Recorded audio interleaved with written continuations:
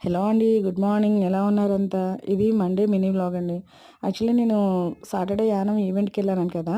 వాళ్ళదే ఈరోజు రిసెప్షన్ ఉంది భీమవరంలో. సో, నేను హరీబరీగా రెడీ అయిపోతున్నాను.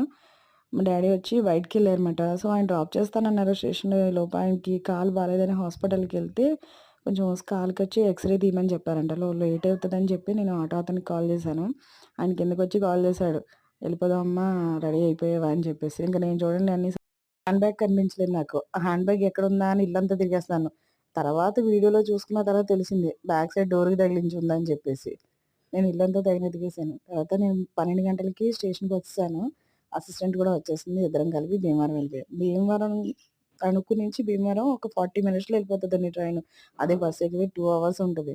చచ్చిపోతాం. 2 మాటలు మాట్లాడుకునేసరికి భీమవరంలో ఉంటాం. సో, భీమవరం అనగా ఫుల్ ఎమోషన్ అండి నాకసల. 20 ఇయర్స్ అక్కడే ఉన్నాను కదా! సో, నాకు భీమవరం గాలి తగలగానే 'ఆదిరెడ్డి' సినిమాలో జూనియర్ ఎన్టీఆర్ లాగా నా సీమ అని చెప్పి కళ్ళు ఎర్రబడిపోతాయి. ఏమైనా సొంతూరు సొంతూరే గదండీ! ఎందుకో తెలీదు ఈ మధ్యన వ్యూస్ తగ్గిపోయినాయండి వీడియోస్‌కి. ప్లీజ్ కాస్త సపోర్ట్ చేయండి. సబ్స్క్రైబ్ చేసుకోండి. 20,000 అయిపోగానే మంచి గివ్ అవే ఇస్తా.